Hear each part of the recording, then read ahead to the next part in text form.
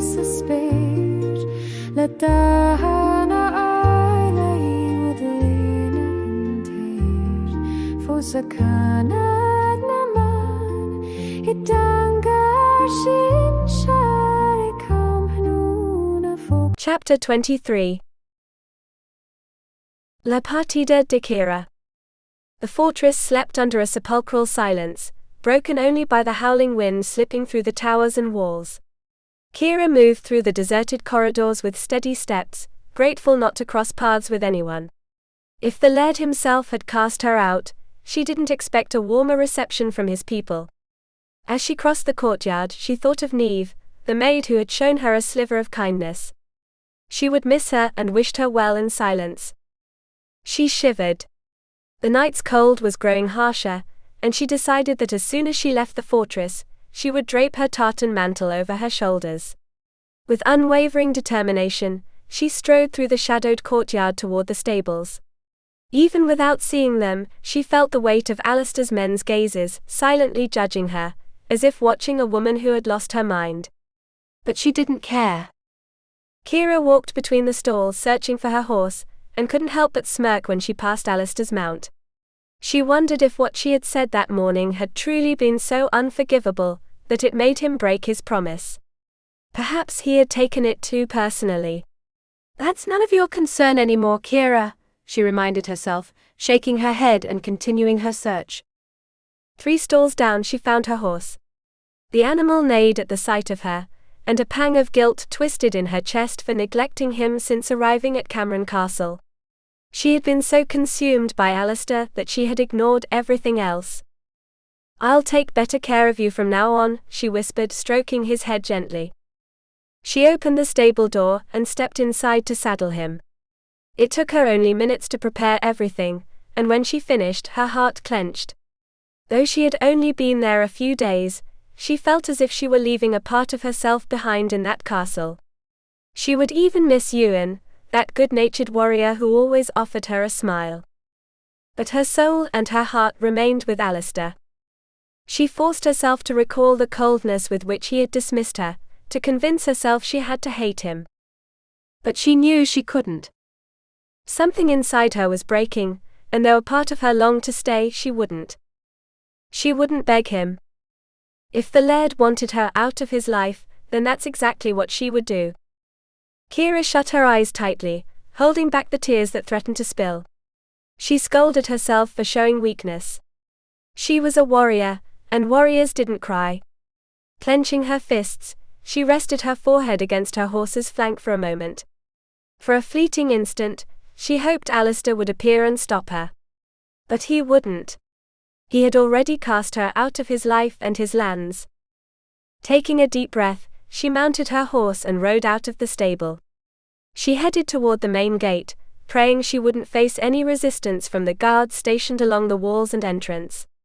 As she emerged from the stable's shadows, Keira straightened in the saddle, lifted her chin and squared her shoulders, ignoring the sting in her wound. She kept her gaze fixed ahead, but when her eyes met those of one of the warriors, she caught the surprise in his expression. It almost made her smile, but she restrained herself, keeping her features stern until she reached the great gate. The guard stopped her immediately, his confusion mirroring that of his companions. "Where are you going, Fraser?" he asked with an unexpected note of respect, surprising Keira. "I'm returning to my lands," she replied firmly. The warrior frowned. "Alone?" he asked, puzzled. "And why leave in the dead of night?" "Your laird has decided I must leave his lands at once. He has refused to help me reclaim my castle, so I'm leaving. I have no wish to stay where I'm not welcome." "But..." The guard hesitated. "We haven't received any orders to let you go." "Then consider this your order," Keira retorted fiercely. "I left the letter from your laird in my chambers, the one where he so kindly asked me to leave. So that's exactly what I'll do.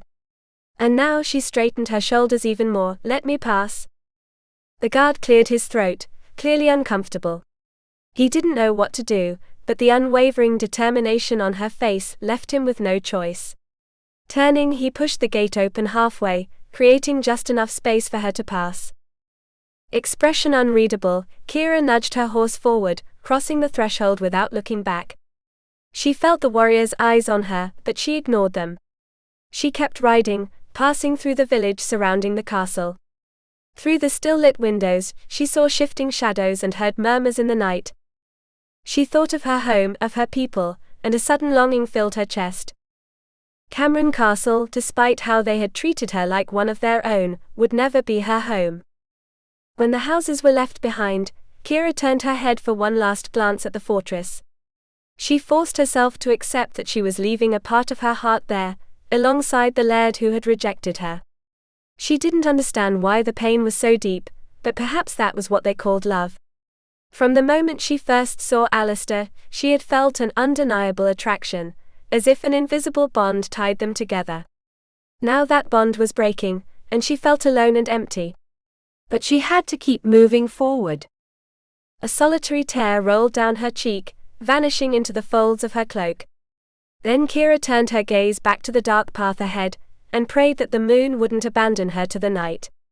With a steady step, she guided her horse toward the forest. She knew the way back, and was aware that 2 days of travel still lay ahead before she reached her castle. She would ride without rest. She didn't care if death awaited her upon arrival. She only wanted to forget. As she disappeared into the thicket, someone watched the night from the fortress walls, fists clenched and heart heavy. He knew he had let her go, but the question that tormented him was whether he would ever be able to forgive himself for it. Keira took a deep breath as she entered the forest. The moonlight barely managed to filter through the dense canopy, casting elongated shadows that danced with the wind. Despite the darkness, her eyes quickly adjusted, allowing her to see just enough to move forward safely. Almost instinctively, her hand rested on the hilt of her sword, ready for any eventuality. The forest was treacherous, and with the threat of beasts or lurking enemies, she couldn't afford to lower her guard. With a light press against her horse's flanks, she urged it forward, taking advantage of the moon's glow before the clouds swallowed it completely. Minutes passed, and the castle vanished entirely from her sight. She knew that if she maintained this pace, she would reach the first village in just over 20 minutes. However, her plan was to bypass it to avoid curious gazes or potential trouble. Just as she calculated the best route, the path was suddenly blocked by a fallen log. The sight struck her as odd. She frowned and guided her mount to the side, intending to go around it, but then a shadow moved among the trees. Keira immediately drew her sword and steadied her stance. Her heart pounded against her ribs, and every fiber of her being screamed that she was in danger. But her initial alarm softened when the figure emerged from the shadows and pulled back their hood. The moon's silver glow illuminated Elspeth's face. Keira arched an eyebrow, bewildered. "What are you doing here, Elspeth?" she asked cautiously without lowering her sword. The other woman smiled, tilting her head with studied nonchalance. "Did you like the letter?" Keira frowned, feeling a wave of confusion. "I don't know what you're talking about." Elspeth let out a sharp, almost mocking laugh that sent a shiver down Kira's spine.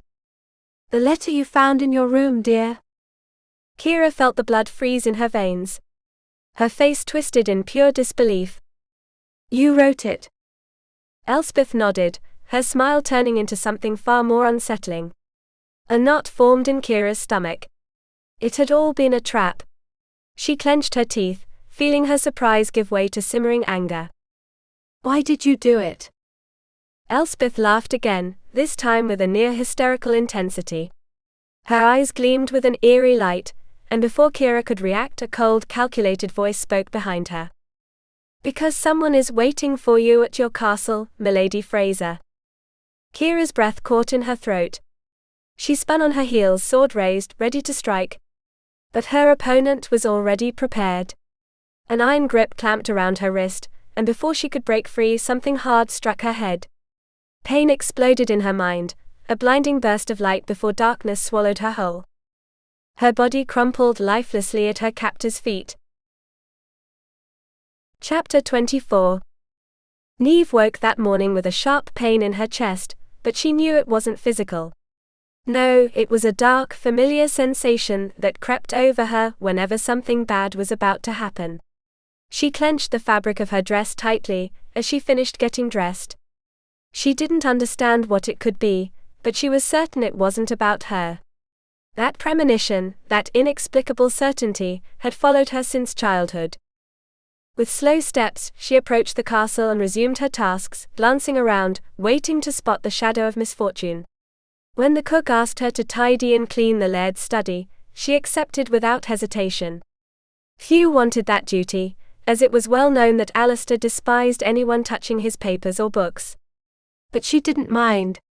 Armed with clean cloths and water, she made her way to the room and jumped as she entered. "My lord," she exclaimed, pressing a hand to her chest. "I'm sorry, I didn't know you were here. I came to clean." Alistair regarded her with a calm expression, showing no annoyance at the interruption. He rose from his chair and approached her with measured steps. "It's fine, Neve. But instead of cleaning now, I want you to go to Lady Fraser's chambers and ask her to come down to the courtyard as soon as she's dressed. My men will arrive this morning, and will depart for Highlands." Neve nodded at once and left her things in the kitchen before heading upstairs. As she stepped out of the study, she crossed paths with Ewan, who watched her for a few seconds before entering the room. "Your eyes are wandering, my friend," Alistair remarked with mild amusement. Ewan shrugged and stepped inside with a smirk. Then, clasping his hands behind his back, he adopted a more serious demeanor. "We've already spotted our men from the ramparts. They'll be crossing the gates in a few minutes." "Perfect," Alistair replied. "I've already asked Neve to inform Fraser." Ewan raised an eyebrow at the cold way his laird uttered the young woman's surname. "Are you still upset about what she said yesterday?" Alistair averted his gaze before a dry, ironic laugh filled the room. "I still remember the look on your face when I fell defeated before you, my friend. It would take more than anger to convince me you feel nothing for her. She's an ally, nothing more. Your insistence on making me believe that only confirms my words. Why not give yourself a chance? She's a brilliant woman, and her beauty hasn't gone unnoticed among our men." Alistair turned at once. "What are you implying?" Ewan's grin took on a mischievous edge. "That more than one would have gladly accepted an invitation to her bed." Alistair frowned and clenched his jaw. "I don't pay them to admire the beauty of our guests." "So you admit, she's a beautiful woman?" The laird scoffed. "I never said that. But you didn't deny it either." Alistair clenched his fists and stepped closer. "Enough, my friend. Don't take such liberties with your laird." "You're not just my laird, you're also my friend." Alistair cleared his throat, visibly uncomfortable, and squared his shoulders. "We should go welcome our men. I want to leave as soon as possible." Ewan nodded with an unreadable smile, and followed Alistair out of the castle. As they stepped across the threshold, the warriors were already entering through the massive wooden gate. Many had dismounted, and were greeting their companions. "Welcome, friends," Alistair said with a genuine smile. He was glad to see them. Some had grown up with him, sharing the same training since they were teenagers. One of them approached with open arms. "Alistair." They embraced tightly before stepping back. The laird studied his friend with a keen eye. "It's good to see you, Ian. Though you look older since you got married." The man let out a hearty laugh, and gave him a light shove. "I hope to see you in the same situation soon." Alistair shook his head firmly, while Ewan averted his gaze with a knowing smile. "I don't think so, my friend. We'll see." Alistair took a breath to speak, but just then Neve's alarmed voice interrupted him. He turned to see her rushing toward him, face pale and eyes brimming with tears. "What is it?" Alistair asked. The maid trembled as she handed him a piece of paper. "My lord, Lady Keira is not in her room. I don't even think she's in the castle." A terrible feeling settled in Alistair's chest, and the moment he recognized the handwriting on the letter, his fury ignited. Keira was gone. And he was going to bring her back. Alistair nodded, and in part he felt relieved, thinking it was better to be alone than in the hands of the Sutherlands. With firm, determined steps, he returned to his study. But the nerves were beginning to gnaw at him. It felt as if a furious beast were raging inside him, fueling his anger, pushing him to the brink of an explosion. How had he been so blind and foolish? He knew Elspeth was behind this, obsessed with the idea of marrying him. He also knew their argument in the forest had made her leave in a fit of wounded pride. He understood her nature, her stubbornness, her boundless ambition. It didn't surprise him that she had plotted something, but he cursed himself again and again for not being more vigilant. Ever since he had first laid eyes on Keira, she had consumed his thoughts, turned him into a different man, a man who had lowered his guard and neglected his responsibilities. Alistair paced the study, his impatience growing with every passing second. Time was slipping away, and Ewan had yet to arrive with Elspeth. The sense of loss gnawed at him. Keira was slipping further from his grasp with each moment. Where was she? How was she? He knew her shoulder was not fully healed, that even though she could wield a sword, she had not regained all her strength. He ran his hands over his face and exhaled sharply. The waiting was unbearable. He wanted to mount his horse and ride out immediately, search for her until he found her. But first he needed to know what role his former betrothed had played in all this. The answer would arrive within minutes. A series of urgent knocks rapped against the door, and Alistair yanked it open at once. Ewan stood at the threshold, his face contorted in fury, flushed red, likely from the chase it had taken to catch the woman he now held tightly by the arm. A thin trail of blood ran down his cheek, no doubt courtesy of Elspeth's sharp nails. She struggled, both terrified and enraged. "Get in," Ewan ordered, shoving her into the study. Elspeth tried to break free from Ewan's grip, avoiding Alistair's gaze over and over again, until the warrior grabbed her by the hair, forcing her to face him. She was trying to escape into the forest, Ewan stated coldly. "I suppose you know why you're here," Alistair began, his voice dangerously calm. The young woman lifted her chin with pride and shook her head. The terror that had consumed her upon being captured seemed to fade little by little. She knew she had been caught, but she had no intention of cooperating. Alistair stepped closer, closing the distance between them until only a few inches remained. Though he towered over her, Elspeth didn't look away. "Keira Fraser left the castle, under the pretense that I cast her out." "But that's not true." "What do you have to say about that?" "Nothing." "Elspeth, you know I have no patience. I will do whatever is necessary to uncover the truth." A letter appeared on the bed, written in your hand. "So what? Didn't you sleep with her last night?" she spat, her voice laced with venom. Ewan raised an eyebrow, casting a surprised glance at Alistair, who clenched his jaw tightly. "Are you going to deny it? What I do ceased to be your concern the moment you left the castle and abandoned me." Elspeth shook her head, her voice thick with obsession. "You are mine, not hers." Alistair let out a sharp breath.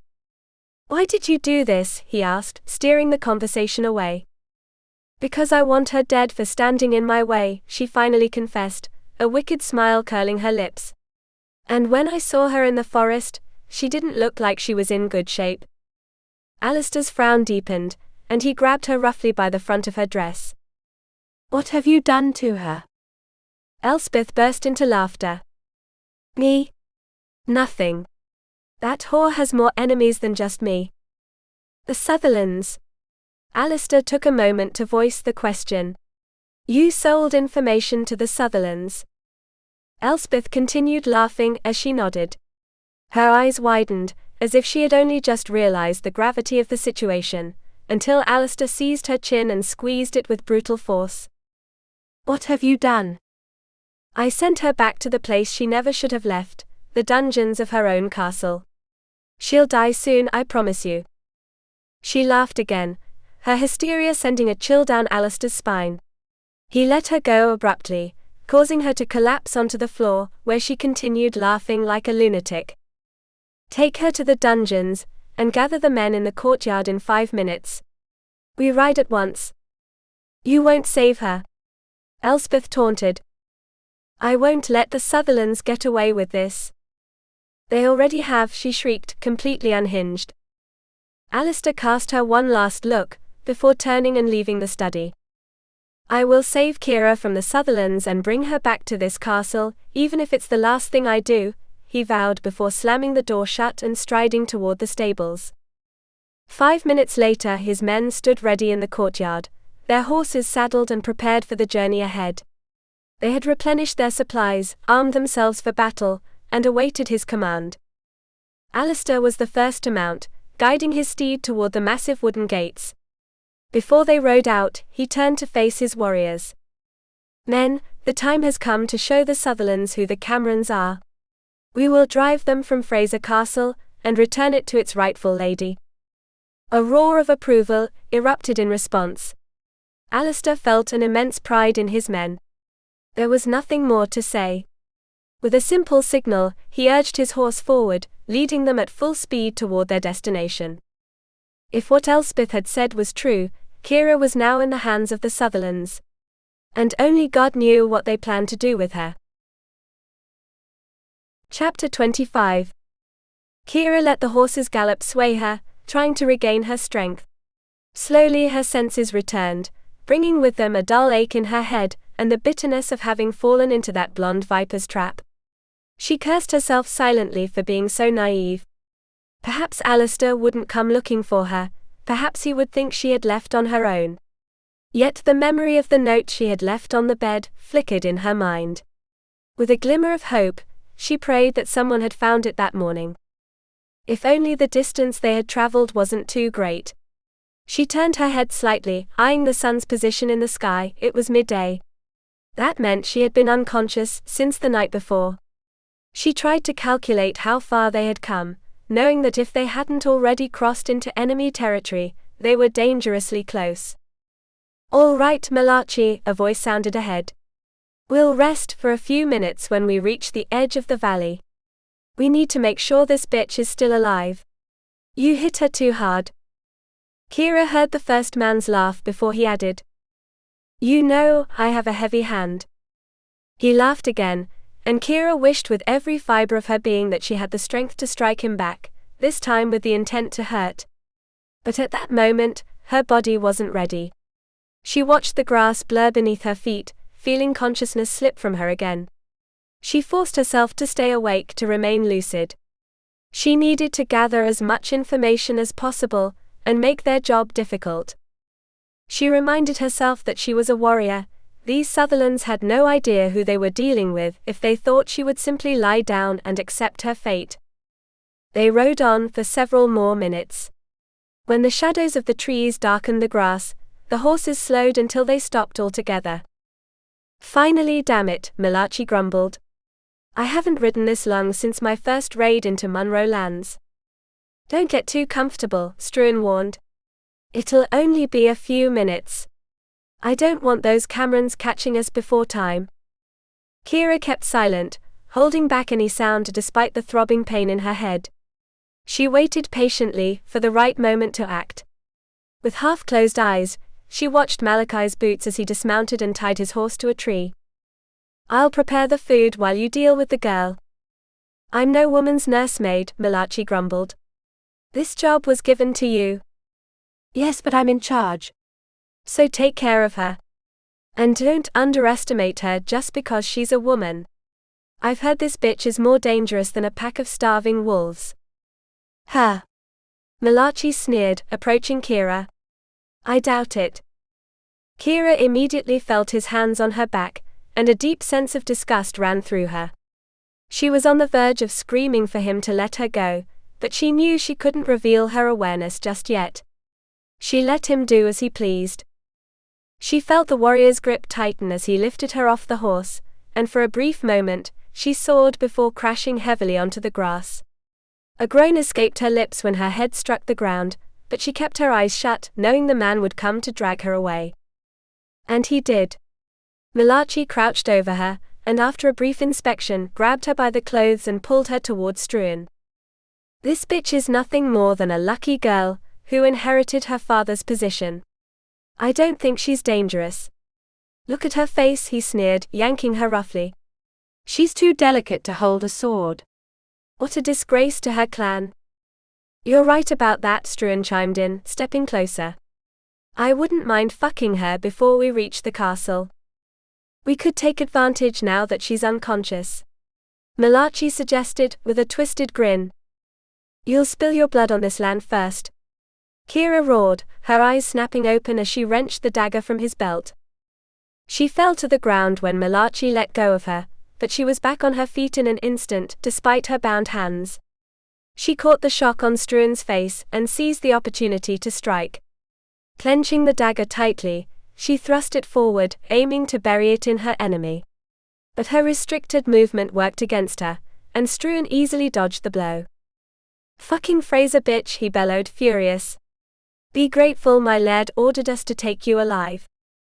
The warrior lunged at her, and Keira tried to strike again, but the dagger barely managed to cut through his shirt, leaving a shallow gash on his side. Nyström cursed in Gaelic and charged once more, seizing the young woman's wrist in a crushing grip. With a swift twist of his hand, he forced her fingers open, making her drop the weapon. Keira cried out in pain, and watched helplessly as the dagger fell at her feet. Nyström grabbed her by the chin, forcing her to meet his gaze. His face was contorted with rage, his teeth clenched so tightly Keira swore she could hear them grinding. If you try to attack us again, I swear I won't care about the orders. You'll arrive at what was once your castle as a corpse. The only ones who will die are you, Keira spat, her eyes blazing. I'll wipe out your clan before you even realize what's happening. The men laughed in contempt. Keira felt fury burn in her chest and spit in Nyström's face. He instantly let go of her, wiping his cheek with the back of his hand before striking her hard across the face. She staggered from the force of the slap, a sharp pain flaring in her cheek, but she refused to show weakness. Nyström shoved her back toward the horses. I won't tolerate another escape attempt. If you value your life and that of your people, you'd better obey. Sorry, but that doesn't suit me, Keira retorted with defiance. Nyström's fingers tightened around her arm, and she couldn't suppress a wince. Then there's only one thing you'll get from us. What?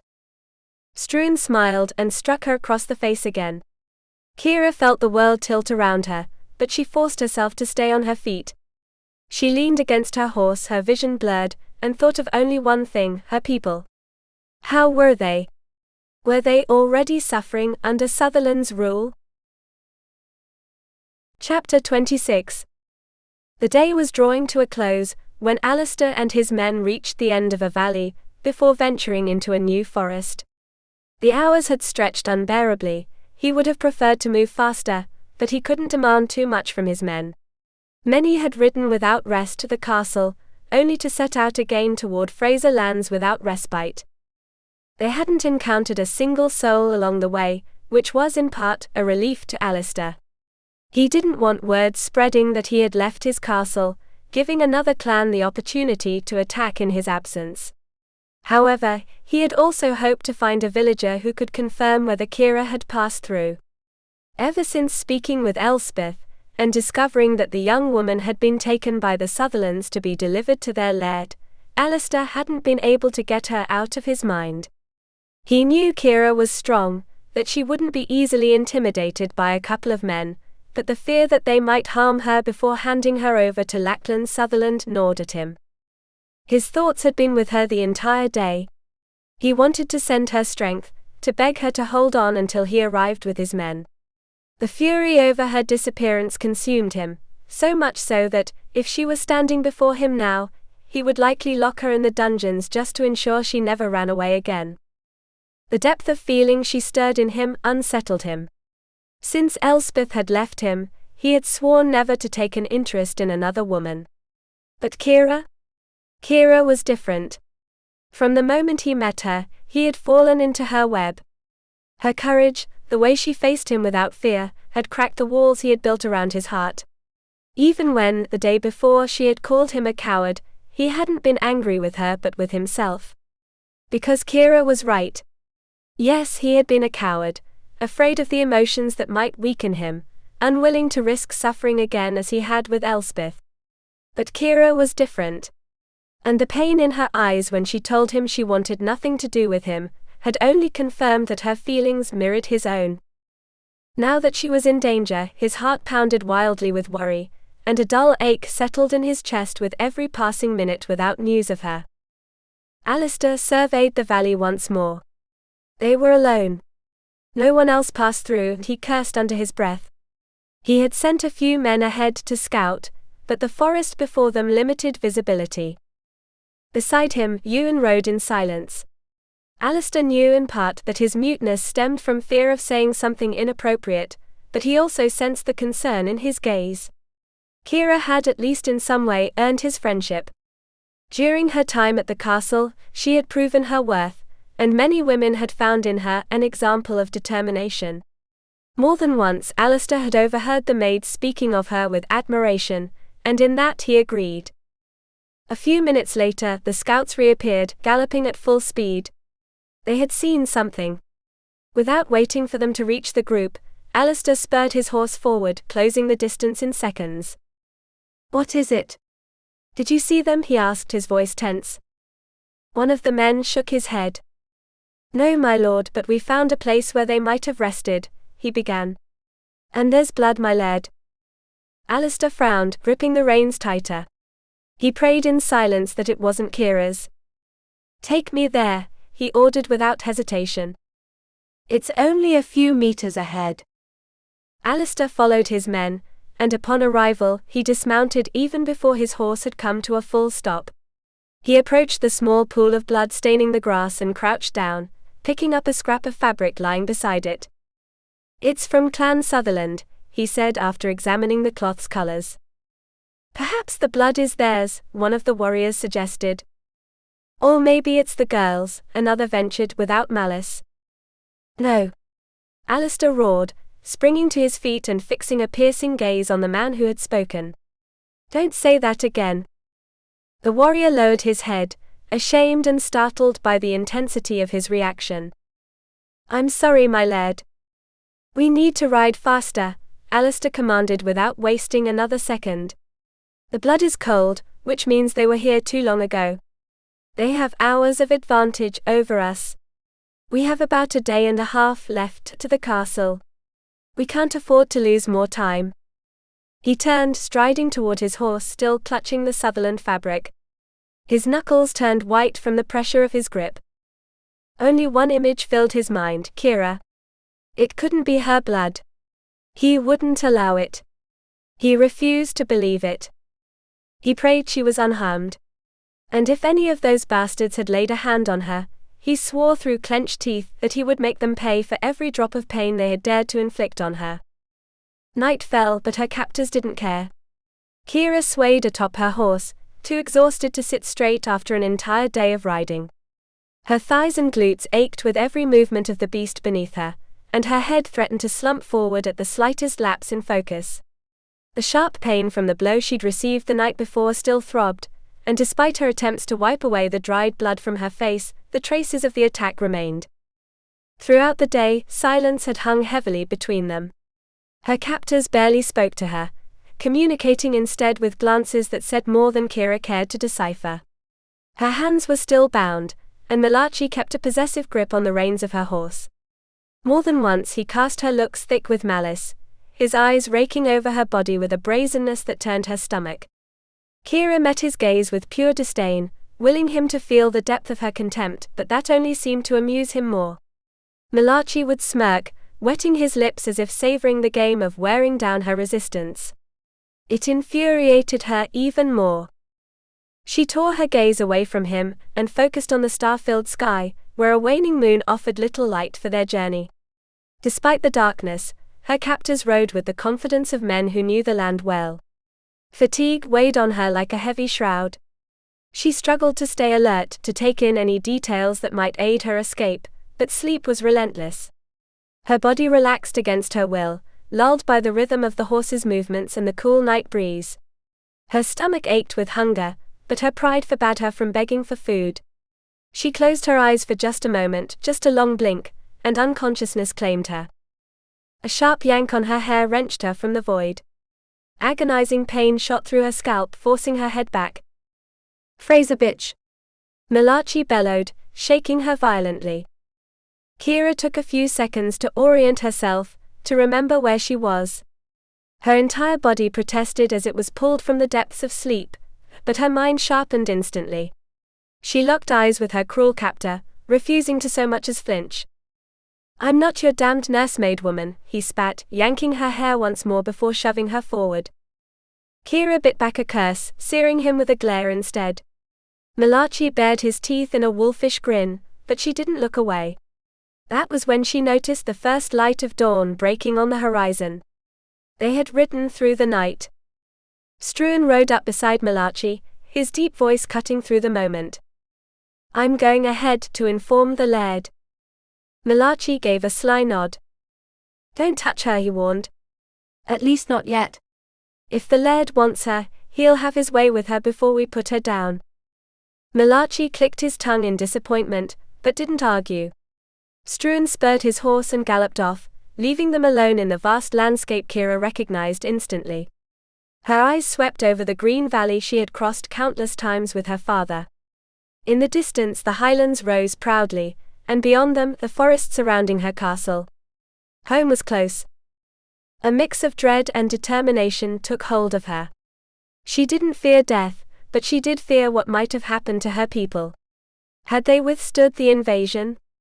Had Malcolm and Dara fallen defending the castle? The thought cut through her like a blade. She couldn't afford to falter now. Malachi yanked at the rope binding her wrists, dragging her back from her thoughts. Keira drew a deep breath, and made a decision. Without letting him notice, she braced her body and gripped the rope tightly. Then in one swift, precise movement she pulled with all her strength. Malachi lost his balance for a brief moment, forced to release his hold on her reins. Keira didn't waste the opportunity. She grabbed hold of her horse and dug her heels in hard. The animal neighed and bolted forward at full speed. The wind lashed at her face as she tore across the valley. A triumphant laugh bubbled up inside her chest, only to die as soon as she heard the pounding hooves closing in behind her. "I'm going to kill you with my bare hands, Fraser," Malachi roared. Keira urged her horse forward with desperate speed. She heard the pounding hooves behind her fade momentarily, and when she glanced back her pursuer was nowhere in sight. A victorious smile spread across her lips. But it didn't last. Out of nowhere, a rider emerged in front of her, blocking her path. She yanked the reins with a strangled gasp, her heart pounding as her gaze locked onto Malachi's face, twisted with pure seething hatred. "I'll bleed you like a pig, Fraser," he snarled before lunging at her, tearing her from the saddle. Keira screamed as her shoulder slammed against a fallen branch.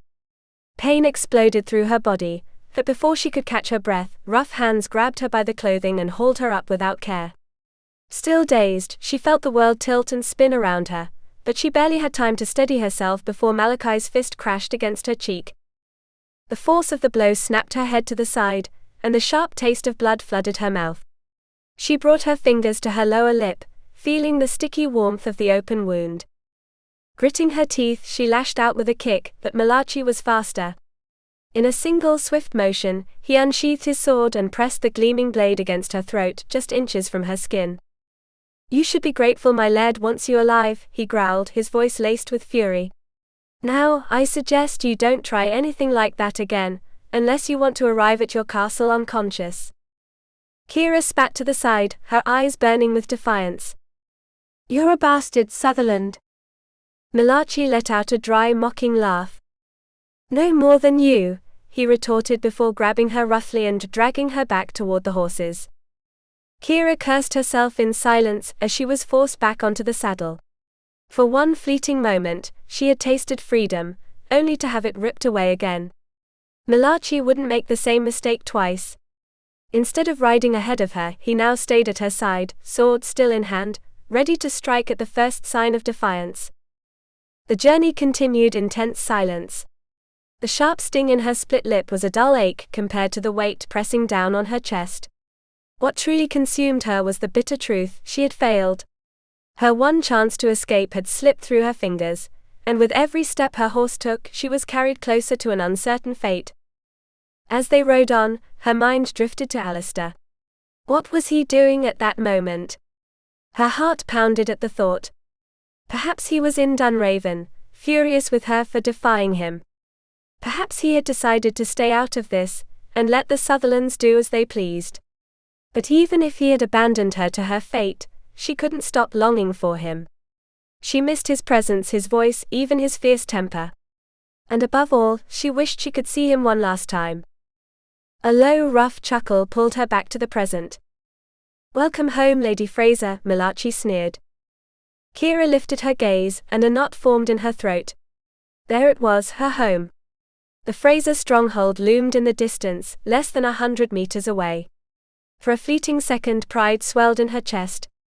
It was hers. Not the Sutherlands'. And she would fight to her last breath to reclaim it.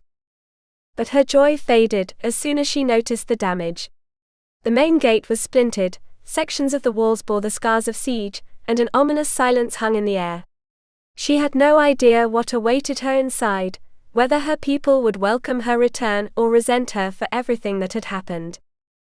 Malachi jerked the reins, urging his horse forward. Keira could see exhaustion in the way he sat, but it did nothing to ease the tension gripping her. Any thought of escape was gone. Now all she could do was hold her head high and face whatever came next. Chapter 27. Alistair huffed, as he saw many of his men on the verge of collapse. They had ridden through the night without rest, and even the horses were panting heavily, exhausted from the miles they had covered. Ewan had noticed the silent pleas of the warriors, and after dawn Alistair was forced to yield. Finally, he ordered a break so everyone could catch their breath and eat something, a decision his men received with immediate gratitude. They withdrew into the valley and pulled food from their saddlebags. Pieces of hard cheese and bread were passed from hand to hand as the tension began to ease. Alistair, however, did not sit with them. He remained standing apart from the group, arms crossed over his chest. From his position, he could hear the laughter and banter of his men, relieved by the brief respite, but he couldn't share in their rest. His mind was elsewhere, on someone else. Keira.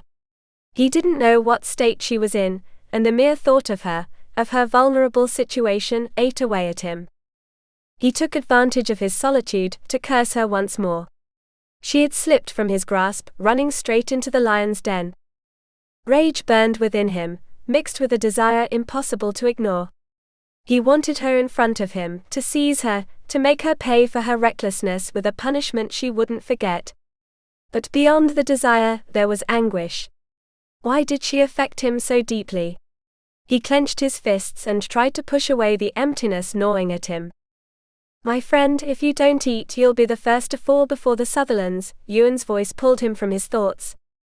Alistair looked up to see his friend, holding out a piece of cheese. He hesitated before taking it, biting into it without much enthusiasm. "What are you thinking about?" Ewan asked, a knowing smile on his lips. "The Sutherlands," Alistair lied. Ewan let out a low chuckle and raised an eyebrow. "You don't have to lie to me," he said calmly. "I've known you since we were children. That woman has changed you, whether you want to admit it or not."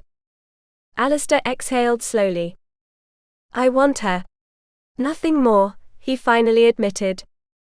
Ewan remained silent for a moment, before throwing out a question. "Do you miss her? Do you feel like you couldn't go on without her by your side? Do you want to protect her from everything and everyone? Can't you get her out of your head for even a second?" He paused before adding gravely, "And what if the Sutherlands kill her?" Alistair turned on him with fury, grabbing his arm. "Don't say that again." Ewan glanced down at his arm, then back at his friend with a lopsided grin. "You just answered all my questions, my friend." Without another word, he freed himself with a simple tug and walked back to the others, leaving Alistair drowning in his thoughts. Irritation consumed him. If Ewan had noticed what he felt, anyone could. He couldn't afford such weakness. He took a deep breath, and raising his voice with determination, ordered, "Back to the horses." On the other side of the war, Keira entered the courtyard of Castle Sutherland with her head held high despite her captivity. The fortress gate groaned as it opened, revealing a dozen men lined up, among them Nyström. Keira scanned each face until her eyes settled on one in particular. Her heart seemed to stop. From one of the upper windows, Ronan watched the scene with a twisted smile. His sister, the proud Keira Fraser, had returned to the place where it all began. Her fierce gaze and aristocratic bearing made her look more like a court lady than a Highland warrior. But the determination in her eyes burned like fire. "Welcome home, sister," Ronan murmured, rubbing his hands together. No one could imagine how long he had waited for that moment. Alistair had been right. And now Keira understood everything. Her restless eyes scrutinized the group of men before her, searching for a familiar face, someone she longed to see. But he wasn't there. None of them were who she so desperately sought. Then her gaze returned to that man. She supposed he must be Lachlan Sutherland, her true father. The laird's insignia gleamed on his shoulder, and his face bore a smug expression that churned her insides. She would have gladly dismounted to beat him mercilessly. Immediately Malachi yanked the reins, forcing her horse to step back, dragging her back to the castle that had been her prison for weeks. The animal moved slowly, sensing its mistress's tension, until it stopped in the center of the courtyard. Keira didn't look away from Lachlan, but she quickly scanned the area, hoping to spot one of her own. There was no one. Then she turned back to the man responsible for all her misfortunes. Because of Lachlan Sutherland, her mother had died of grief, cursing his name for luring her brother into the woods unprotected. And though she couldn't prove it, he might also be responsible for Finley's presence in the castle, even for the slow poisoning that had killed her father. It was a plan orchestrated with patience, and executed to perfection. No one would have suspected him as Ronan's captor, for her father had never seen him as an enemy. He would never have thought Lachlan capable of betrayal. When the horses stopped, Keira didn't wait for Malachi to untie the rope from the saddle. She pulled hard and jumped down, never breaking eye contact with her enemy. He was her father by blood, but he would never be her father by right. She didn't care what had happened between him and her mother. She only wanted to know why he had condemned her clan so cruelly. The Frasers weren't to blame for his frustrations, yet they were the ones paying the price. Malachi shoved her toward the group of warriors, and at that moment Lachlan stepped forward. He studied her carefully, a half-smile tugging at his lips. "My other daughter," he sneered, spreading his arms as if he wanted to embrace her. Keira wreathed, her gaze burning into him. "Aren't you happy to see your father?" he pressed. "You are not my father," she snapped, fury in her voice. Lachlan chuckled. "Didn't your dear mother ever tell you?" "My father told me on his deathbed," Keira replied firmly. "He was the one who cared for me, who raised me and taught me everything I know. He's the only father I recognize. You only sired my brother. Nothing more." Silence fell over the courtyard. The Sutherland warriors watched the exchange with interest. Keira lifted her chin proudly, glaring at them, making it clear she didn't fear whatever they might do to her. The rage consuming her was so intense that, had her hands not been tied, she would have attacked more than one of them to make them pay for what they'd done to her clan. Lachlan stepped closer, his eyes trailing over her. "I'm glad to see you've grown into a beautiful woman. The last time I saw you in the forest, you looked like a boy. Now you look a lot like your mother." Keira felt a shiver of disgust. "What did you do to my brother?" she blurted out, unable to hold back the question burning in her throat. Lachlan smiled but didn't answer. He let the uncertainty eat away at her.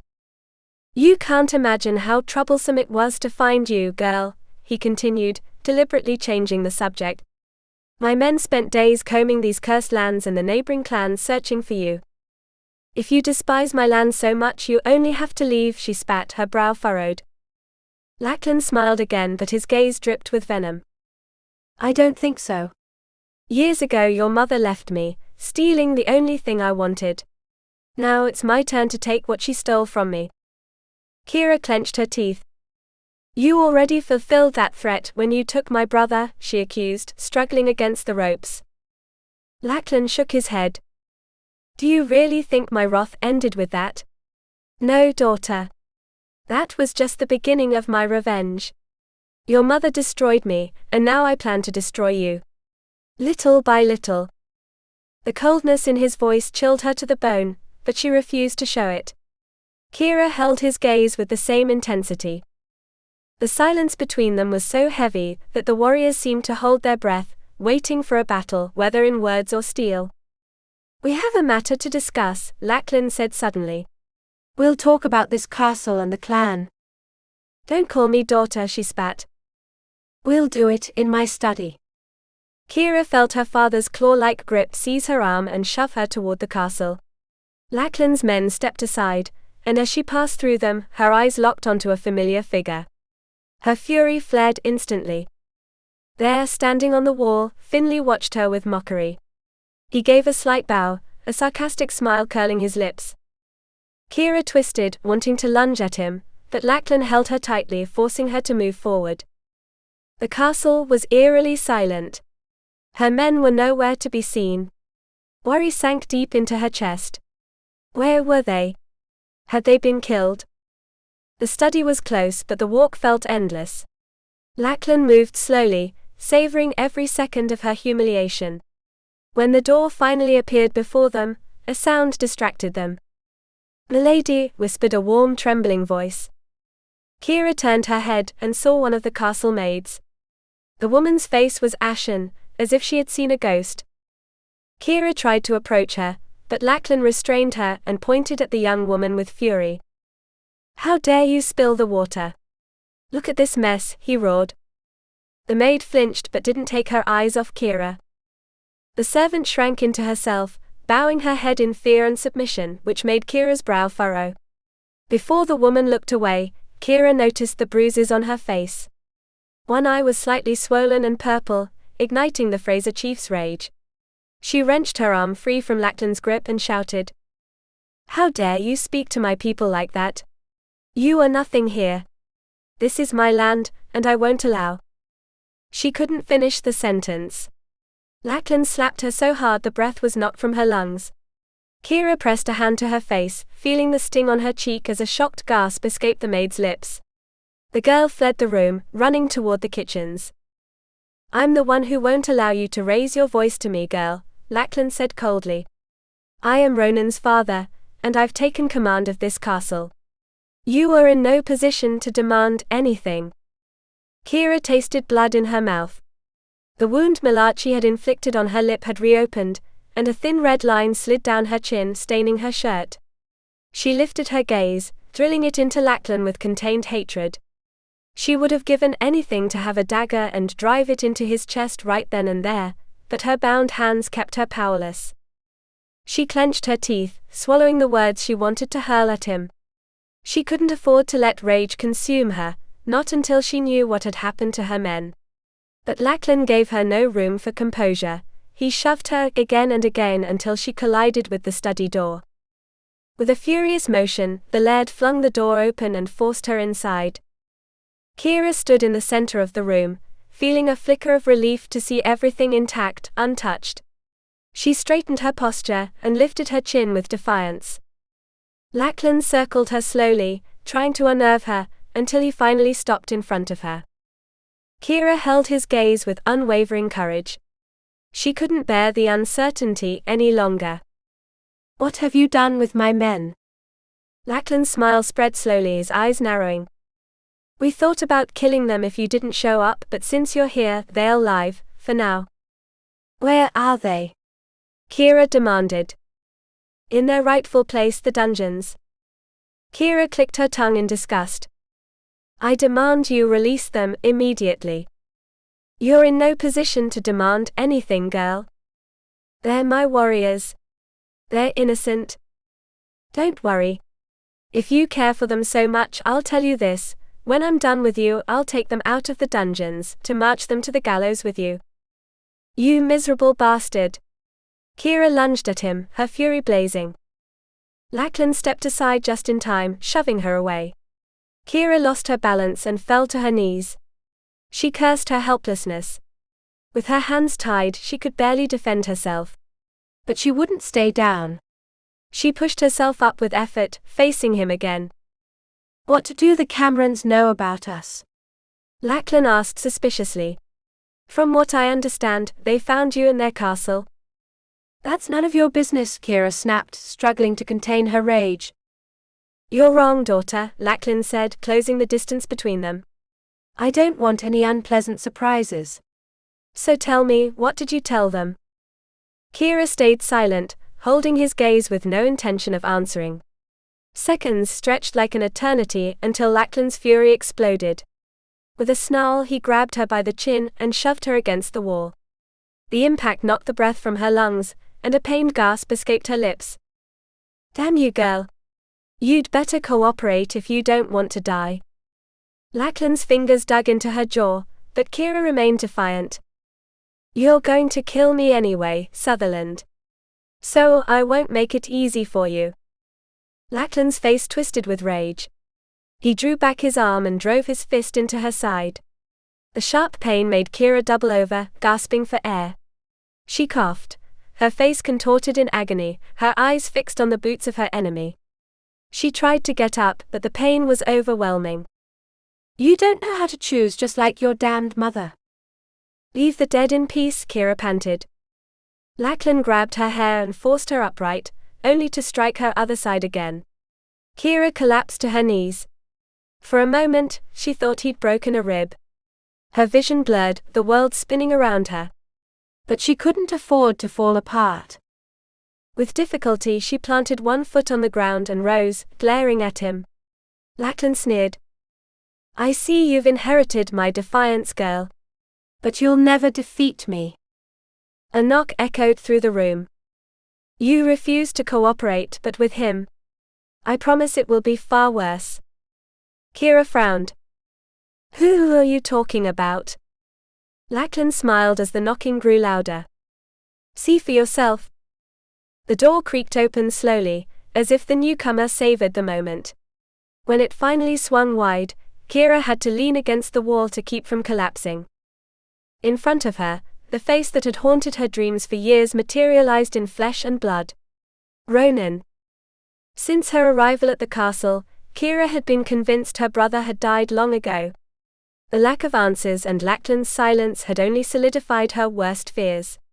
And yet there he stood. But he wasn't the boy she remembered. The softness of childhood had been chiseled away, replaced by sharp edges and hardened features. The boy who preferred books to blades, the budding strategist who despised the brutality of war, was gone. His body was carved by rigorous training, no doubt at Lachlan's hands. And in his eyes there wasn't a trace of the brotherly love Keira once knew. Ronan. His name slipped from her lips before she could stop it. The young man didn't respond. He took a few steps forward, approaching Lachlan, and offered him a knowing smile. Something inside Keira shattered irreparably. She'd lost him. Did you get anything out of her? Ronan asked, addressing the laird as if it were the most natural thing in the world. A chill ran down Keira's spine at the sound of his voice. It was deep, steady, unfamiliar. Nothing. I still don't know what role the Camerons play in all this, Lachlan replied, stepping back to give him space. I'll leave her to you. Ronan nodded and fixed his gaze on Keira. His scrutiny was cold, almost analytical. I remember the Camerons were allies of our father, he murmured, beginning to circle her. I suppose he told you about them, and you went to seek their help. Perhaps we should prepare for an attack. Keira clenched her teeth and held his stare, until her neck could no longer turn. Then she looked straight ahead, her fists tightening until her knuckles turned white. She couldn't let emotion overpower her. Not now. I suppose they never told you the story of Lachlan and our mother. Ronan let the words drop with false indifference. What the hell are you doing with this bastard? Keira spat the question before she could stop herself. Can't you see the damage he's done to our family? Ronan frowned, his glare sharp as a blade. He showed me the truth about that so-called family, he said harshly. Our mother married Callum while carrying Lachlan's child. And when I was born, he accepted me as his own, even knowing I wasn't. My father, however, gave you everything, even the leadership of the clan, when by right it was mine. You stole it from me. Keira shook her head, stunned by his words. I never cared about the leadership, she whispered. If I had known Callum wasn't your father, I never would have stood in your way, Ronan. I would have stepped aside for you. I don't believe you, he snapped, his voice laced with restrained fury. You were always his favorite. Always you, Keira Fraser, under his wing, learning from him, training, managing the castle. Everything for you. And for me? Nothing. He never cared to teach me the same things. That's not true, Ronan. You never wanted power, even though father tried. Don't call him that, he roared, closing the distance between them. He wasn't my father. Lachlan showed me the truth. And now that the moment has come, I intend to take back what's rightfully mine by blood. At what cost, Ronan? The death of our father's men? The suffering of innocent people? Keira shook her head bitterly. They fought to defend themselves. They're not to blame for anything. They're not my family anymore, he replied with disdain. This clan will fall into my hands, as it always should have. You never should have stood in my way, Keira. Now this castle has fallen, and it belongs to me. You're wrong. As long as my feet stand on this land, I'll fight for my clan. And if you've decided to become an invader, I'll face you like any other enemy. Ronan smirked and stepped closer. For the first time in her life, Keira felt afraid of him. She backed away, until her body hit the wall. His gaze was almost demonic, crueler than Lachlan's. Was he really willing to kill her? So be it, he said, drawing a dagger from his belt. Keira held her breath, bracing for the fatal blow. But instead of attacking, Ronan brought the blade to the ropes binding her wrists and sliced them cleanly. She stared at the remnants of her bindings on the floor, then at her brother, unable to understand his gesture. What are you doing, Ronan? Lachlan interjected, suspicious. If my dear sister wants to fight, so be it, Ronan replied, shooting him an icy look. I don't want to lead this clan after killing an unarmed woman. He grabbed her arm and shoved her toward the door, forcing her outside. Keira looked at him, bewildered. Have you really become a monster, willing to kill his own sister? You're not my sister anymore, he said without looking at her. Just a nuisance. The pain of those words was worse than any blow. For years she had dreamed of finding him again, of restoring their bond. But there was nothing left of the brother she had loved. He was ready to kill her. And that thought stole the air from her lungs. In silence, Ronan led her to the courtyard. When they reached the center, he shoved her roughly. Keira staggered, still aching from Lachlan's beatings, but she straightened herself with dignity. Her brother glanced around, searching for someone. Malachi. Give our prisoner a sword. Keira felt her stomach twist. No. It couldn't be. Her eyes followed Ronan as he walked over to Malachi, snatched the sword from him, and tossed it at her feet. You're still the leader of this damn clan, he sneered. Show me how a warrior fights to keep it. The circle of men tightened around them. Lachlan watched with a cruel smile. Keira knew what they were waiting for, to see her hesitate. To laugh at the idea that a woman could face Ronan. But she wouldn't hesitate. She would fight. Even if it was against her own brother. Chapter 28. Keira versus Ronan. Keira clenched her fingers around the sword hilt, feeling the cold metal bite into her skin. For a fleeting moment, the image of herself wielding it felt foreign, almost unreal. But she lifted the blade with determination, crossing it against Ronan's, who waited with a crooked smile. To the death, little sister, he said mockingly. Keira nodded, her expression grim. She wasn't ready for this, how could she be? But it was her life, or the life of whatever her brother had become. Ronan began circling her, forcing her to match his pace. Around them the Sutherlands roared their support for Ronan, hurling curses at her, but Keira shut out the noise. She focused solely on her opponent. She refused to strike first. This fight wasn't of her choosing. Ronan had invaded her home and challenged her. So she waited for him to make the first move. And he didn't make her wait long. Ronan lunged, his sword slicing through the air toward her throat.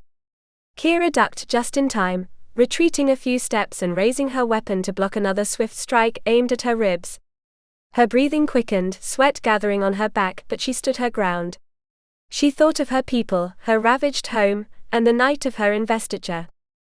Lachlan would scream in horror if he saw what you've become, she muttered through gritted teeth. I don't care what he thinks, Ronan shot back, dripping with disdain.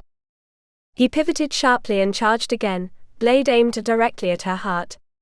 Keira deflected the blow at the last second, spinning to slash his side. Blood bloomed through his shirt and he growled, but only smirked in return. Is that all a warrior can do? He mocked. Keira narrowed her eyes, ignoring the jeers from Lachlan's men. Don't worry. I can show you much more. With a calculated feint, she pretended to aim for his chest. Ronan lifted his weapon to parry, but Keira twisted and drove her sword into his left thigh. He roared in pain but retaliated in an instant, smashing the pommel of his sword into her face. The world blurred and tilted. Keira collapsed to her knees, her sword slipping from her grasp. Pain throbbed in her cheek like a living thing. Through hazy vision she saw Ronan standing tall, his smile dripping with cruelty. Lachlan's men howled for blood, chanting for him to finish her. Come on, little sister, get up. I can get up, she growled, dragging herself to her feet. And I can kill. Prove it. She lunged again, their swords clashing with enough force to echo across the courtyard. But Ronan had become a master swordsman, deflecting every strike with ease. Then he tricked her with the same maneuver she'd used moments ago, cutting a shallow wound into her side. Before she could react, he lifted the pommel of his sword and brought it crashing into her left temple. Keira collapsed, her sword lost somewhere in the dirt. Her vision darkened, and the world spun senselessly around her. She tried to crawl to reach for her weapon, but a pair of worn brown boots blocked her path. The blade of a sword pressed against her throat. It would be so easy to end your miserable life right now. Ronan whispered. The chill in his voice was worse than the steel against her skin. She closed her eyes, bracing for the final strike. But it never came. I'm not done with you yet. I want everyone to see that their beloved warrior has been defeated by the Sutherlands. He released her hair, and Lachlan approached with an impatient air. You haven't killed her yet. I want her to kneel before her people. Lachlan smiled. Good choice, boy. Take her to the dungeons. Rough hands lifted her and shoved her toward the castle. With each staggering step her mind cleared. And when she saw the dark stairwell descending into the cold earth, she felt a strange mix of fear and relief. She would see her people again. Malcolm. Dara. Fraser. Nyström bellowed as they reached the cells. A commotion rose behind the iron bars. Keira was shoved inside, and as she lifted her gaze, she saw familiar faces. Despite the pain, a faint smile touched her lips. Keira! Malcolm exclaimed, horror-struck at the sight of the blood on her face. What have you done to her, you bastards? Dara roared. Duncan started to reply, but Keira cut him off with a crooked grin. Do you really think these boys did anything to me? She spat, voice laced with sarcasm. Despite everything, she wasn't defeated. Not yet. Keira's men greeted her with cheers, raising their arms to welcome her back.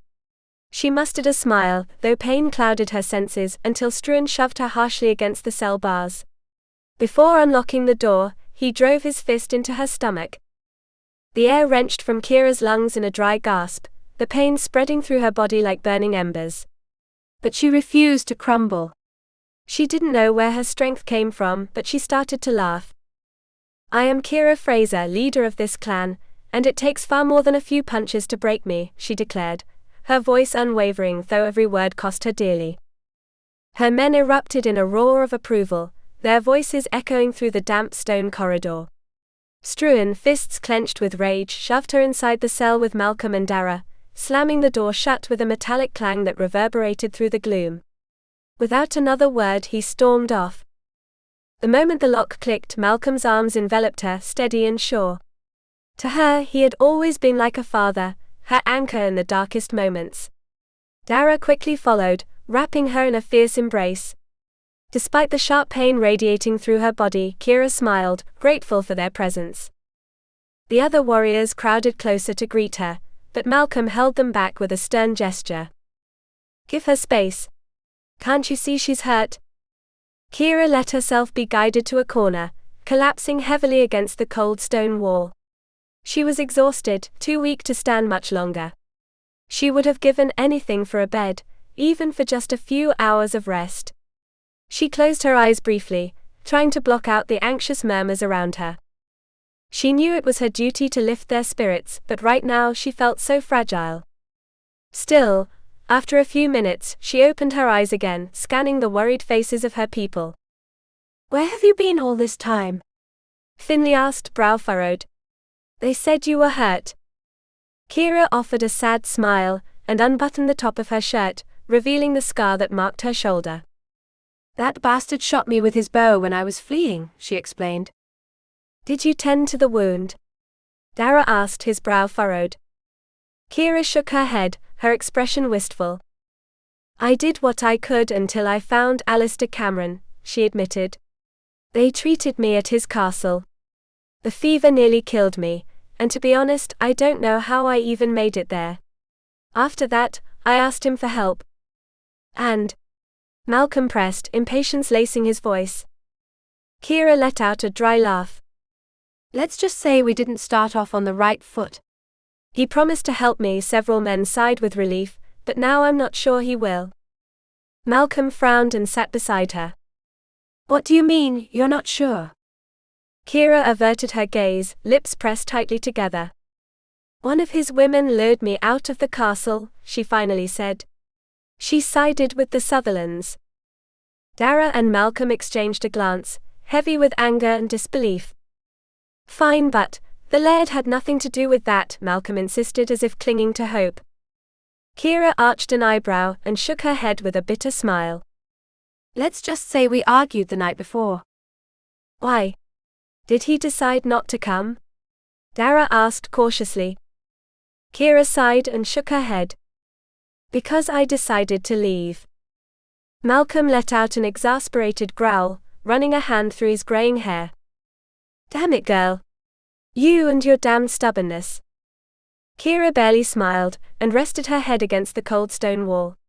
Fatigue wrapped around her like a heavy cloak, and her mind filled with dark thoughts. What would happen when dawn broke? For the first time in a long while, she was certain that this would be her last night on Earth. Chapter 29. Alistair Cameron, the warrior who feared to feel. War had been his refuge, discipline his anchor, duty his only truth. Alistair Cameron was a man forged for battle, to lead without hesitation, to fight without faltering. But what happened when the enemy he faced wasn't wielding a sword, but his own emotions? For years he had controlled every feeling with an iron will. He didn't allow himself the luxury of tenderness, desire, or doubt. To feel was to lose control, and losing control was the prelude to failure. Yet there was something about Keira, her fierceness, her defiance, that shook his foundations. He shouldn't want her. He shouldn't care. And yet, when she looked at him, everything he had suppressed stirred with the force of an unchained storm. The problem was, he had never learned to handle what he felt. He didn't know what to do with the passion that consumed him, with the rage that blinded him, with the fear, because yes, though he'd never admit it, the fear was there, of losing himself in her, of becoming vulnerable, of opening up and not knowing how to close himself again. His battle wasn't against an external enemy, but against himself. Because the warrior who had never been defeated might fall, not to a sword, but to something far more dangerous, the love he had tried so hard to deny. From his position, Alistair could clearly see the men stationed on the wall.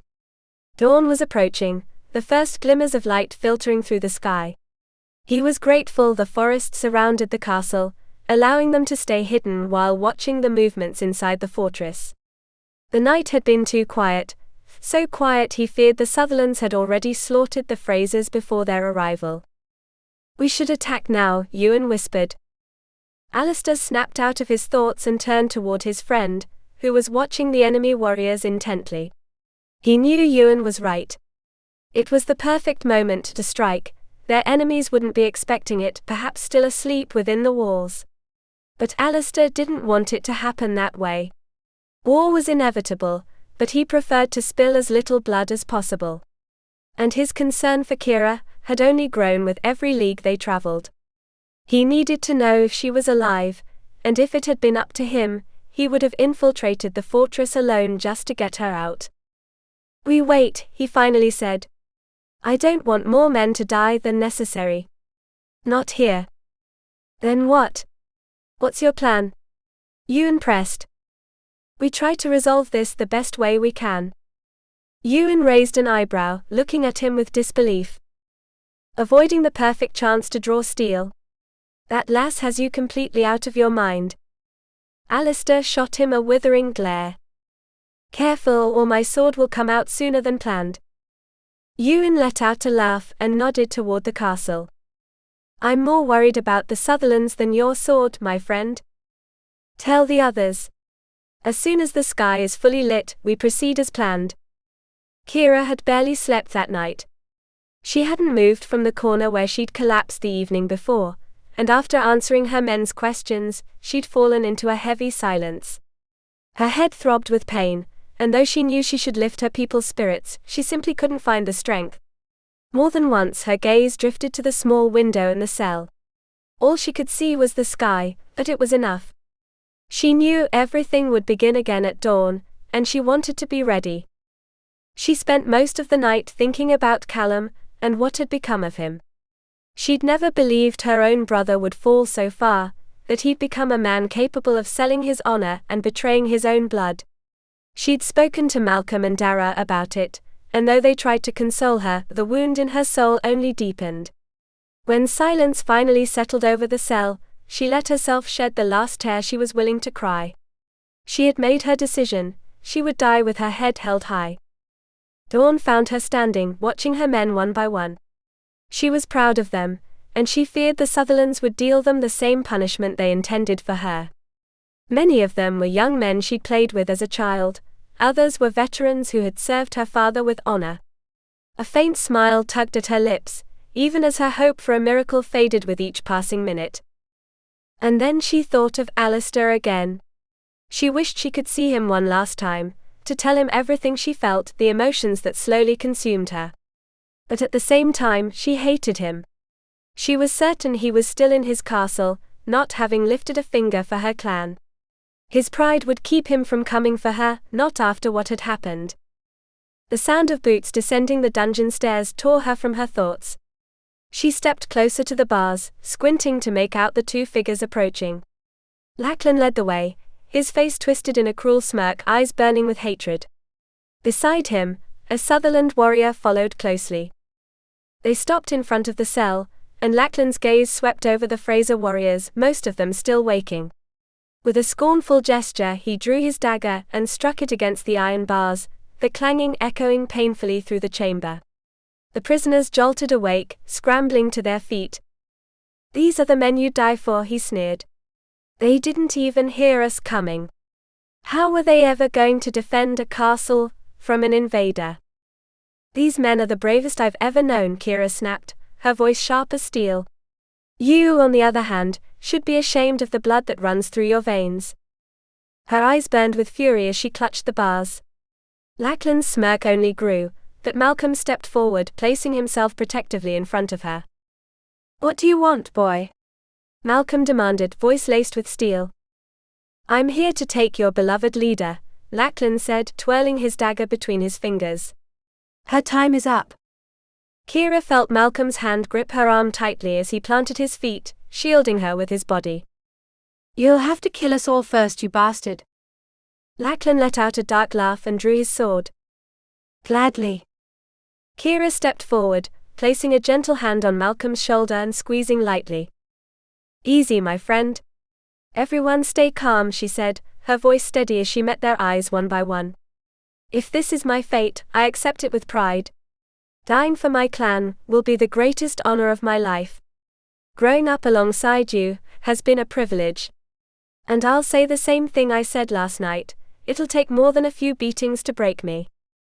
"Lass," Dara whispered, his voice cracking. Keira gave him a faint smile and gently stroked his arm. "Today you'll witness the true spirit of the Frasers." Then she lifted her chin with pride and locked eyes with Lachlan. "Go on, you bloodless brute. The sooner we start, the sooner I can savor my victory." Chapter 30. Keira's rescue.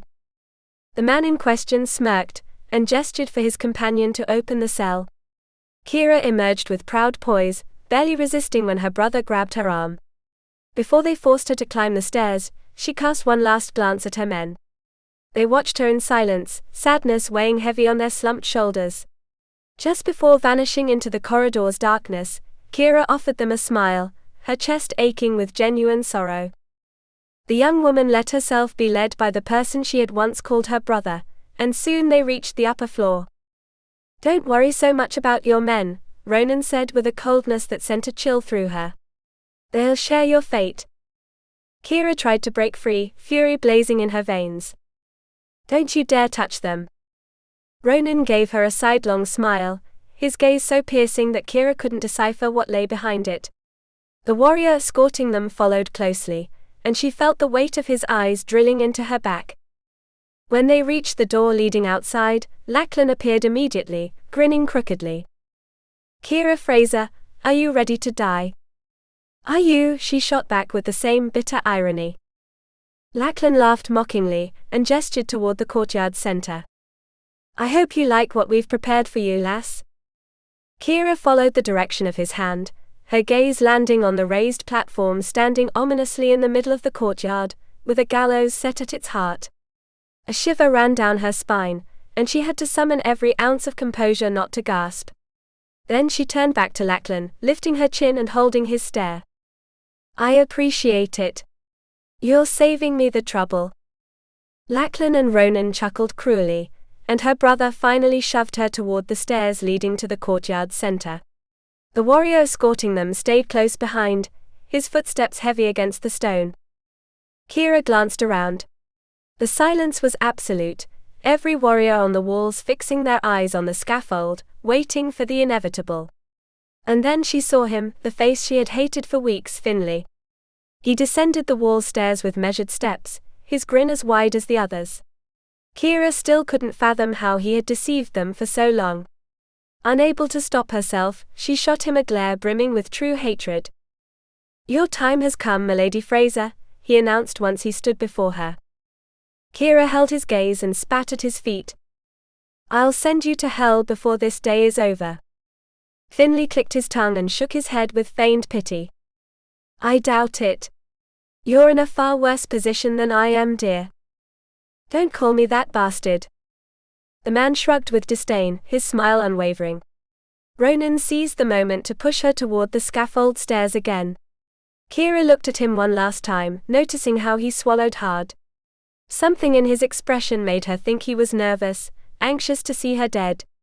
She hated him. Every trace of love she had once felt for him had rotted away, decaying into unbearable bitterness. "You disgust me, Ronan," she whispered before he forced her to climb. Her brother's eyes flickered with a glint of restrained emotion. "The feeling is mutual, sister," he muttered through clenched teeth. Keira swore never to look at him again. In an instant her gaze fell on her brother's sword, but he anticipated her thoughts and gripped the hilt tightly. "Let's end this," Lachlan ordered. The laird of Sutherlands stepped closer until he was barely a meter away, his smile dripping with sadism. "I hope you enjoyed your last day alive, girl." Keira stared at him without blinking, as if she could pierce him with her gaze. She held her silence for a few seconds before speaking, her voice surprisingly steady. "You've never known a child's love. And I'm glad for that. A man like you doesn't deserve the love of anyone. Maybe that's why my mother chose to marry Callum. Lachlan slapped her with brutal force. His breath grew ragged, chest heaving violently. Keira, despite the sting on her cheek, smiled defiantly. You could never make anyone happy.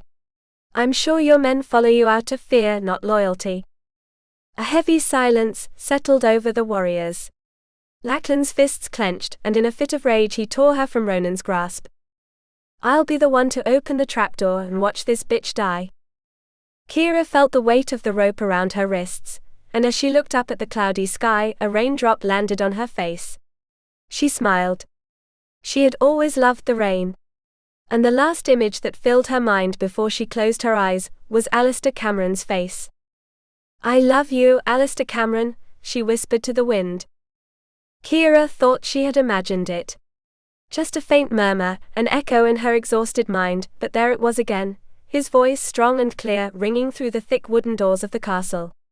The heart that had accepted its fate with cold resignation now thundered violently in her chest. She snapped her eyes open, turning her face toward Lachlan Sutherland, who frowned in confusion. Then both looked toward the entrance. A stir rippled through the Sutherland warriors, who rushed back to their posts, abandoning the scaffold where Keira awaited her sentence. The voice boomed once more. Lachlan Sutherland. What the hell? Lachlan muttered, stepping forward, his gaze sharp as a blade. Keira could barely breathe. Her hands trembled, and her eyes clung to the wood and stone, as if sheer willpower could make them transparent. Because if he was there it meant, but no. He hated her. He wouldn't have come to save her. A sudden movement beside her jolted her from her thoughts. Ronan, with a brusque motion, loosened the noose from her neck. So Cameron finally found the courage to show up, he said, raising his voice with thinly veiled mockery. I imagine he wants to watch you die. Keira forced herself to pull herself together, her brow furrowing at her brother's unexpected theatrics and the painful grip with which he seized her arm. Then, Ronan turned to a nearby warrior. Go to the gate and wait for my signal. The soldier nodded and sprinted off, while Ronan dragged Keira down the scaffold stairs. Don't you dare lay a hand on Alistair, she spat, fury fueled by sheer panic. Worry more about your own safety than his, he replied calmly, hauling her toward the wall. They climbed the stone steps quickly, the same ones Lachlan had taken earlier. When they reached the top, Keira came face to face with the truth. There, barely meters from the gate, stood more than 50 Cameron warriors. Perfectly organized, their kilts billowing in the wind, weapons raised high, and at the front, Alistair. Keira felt a lump in her throat when she saw him. Despite the distance, their eyes met, and a wave of relief washed over her. Alistair was there. He had come. He stood with his legs firmly planted, hands resting on the hilt of his sword. The wind tousled his hair, and Keira saw the deep black of his eyes where palpable danger pulsed. She had never seen him look so threatening, so lethal, so magnificent. In that moment, he resembled a Viking god more than a mere warrior. Lachlan Sutherland, he roared. As an ally of Clan Fraser, I demand you abandon this castle and release its people. Lachlan burst into laughter, planting a foot on the stone parapet. You're in no position to negotiate, Cameron. This castle has been conquered and rightfully belongs to my protégé, Ronan Fraser. Alistair's eyes locked onto Ronan, who faltered under the weight of his stare. He wasn't the one they chose a few weeks ago, Alistair pointed out icily. It was the woman standing beside you. Lachlan glanced at Keira and let out a scornful laugh. Ha! He spat with disdain. She's not the heir. Ronan is, because he's a man. She was chosen by the clan. Release her immediately. Ronan stepped forward, a crooked smile tugging at his lips. Worried about my dear sister, Cameron? I'm worried about upholding the law. If Keira was chosen, that decision stands. That bitch stole my place. Ronan roared. Alistair took a step forward, feeling rage consume him. From his position, he could see every wound on Keira, every bloodstain on her white shirt. Fury burned hot in his chest.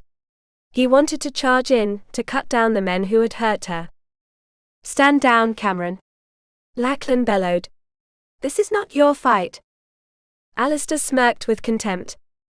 I'm not leaving until Keira Fraser takes back her castle. Ronan turned to Lachlan, his expression twisting. Then she'd better die. It's the only way I'll get back what's mine. Alistair unsheathed his sword, the blade gleaming as fiercely as his eyes. You'll have to kill me first. Keira held her breath at his words. Her heart swelled with gratitude, and a tremor ran through her body. She looked at him with a devotion she had never felt before. Let's see who bleeds first, Ronan shouted. Then Keira saw her brother draw a dagger from his belt. Her mind froze, thinking he was going to kill her.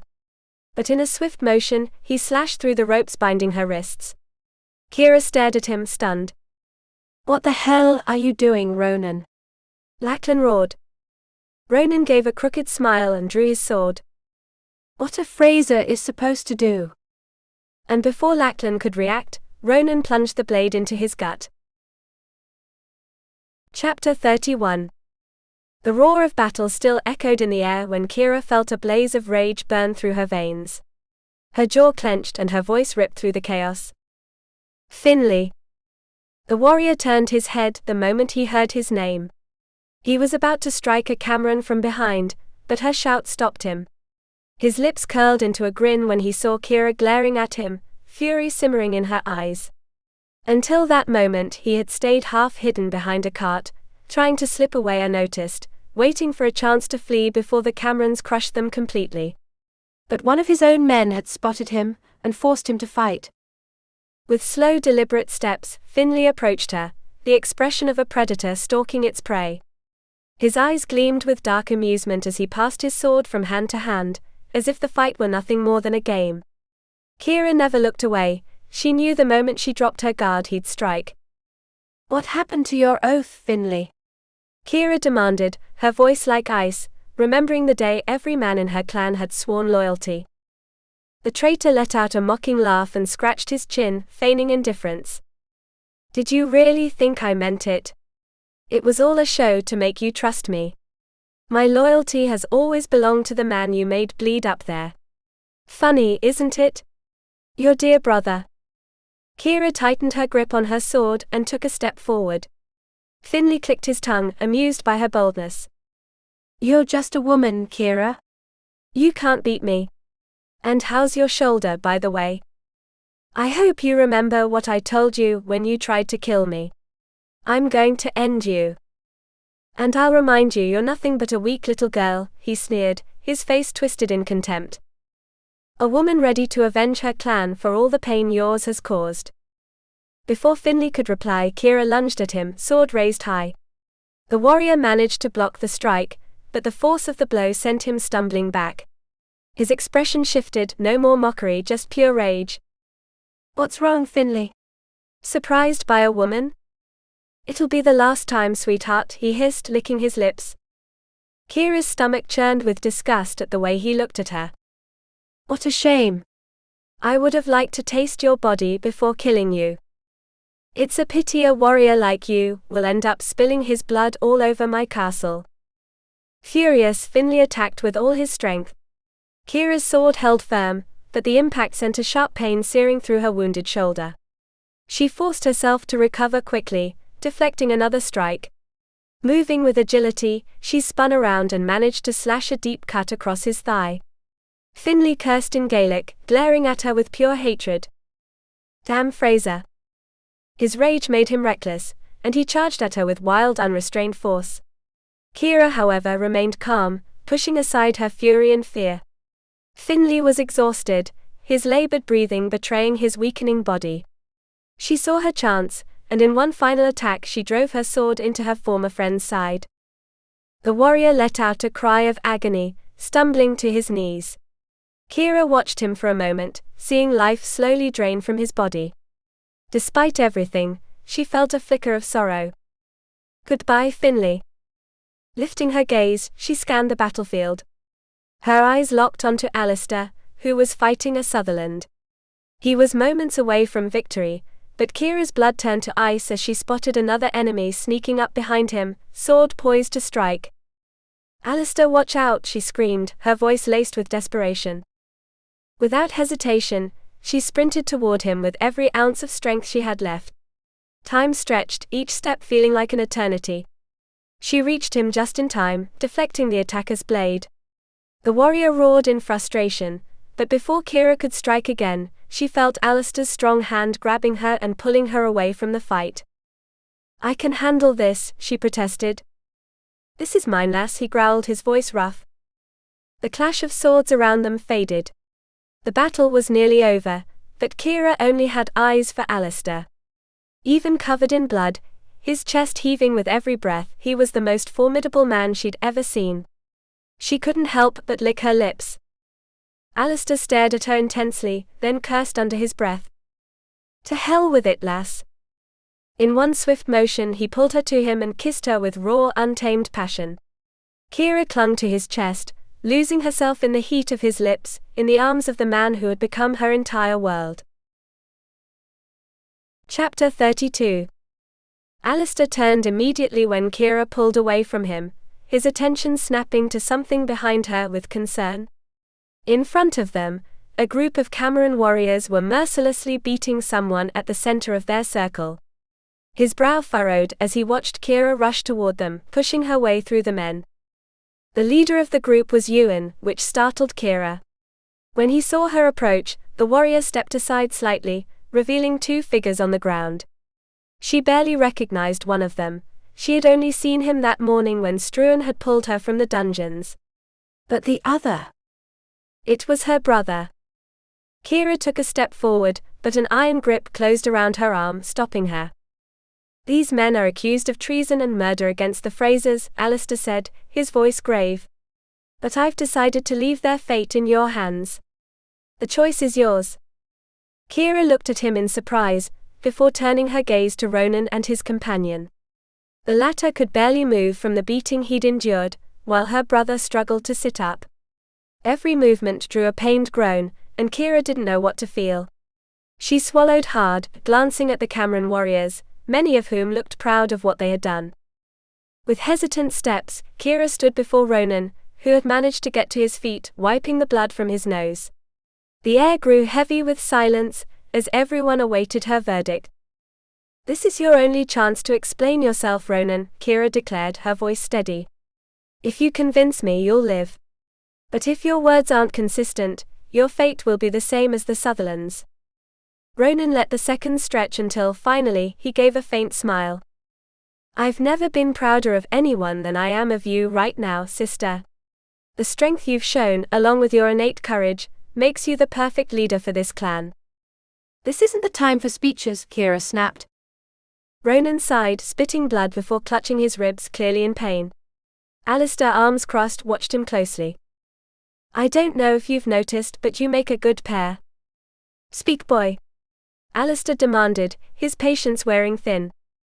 Ronan nodded, turning his attention back to his sister. "If you're interested, I'll make it simple," he said with bitter sarcasm. 13 years ago, when Lachlan kidnapped me, he told me what happened with our mother.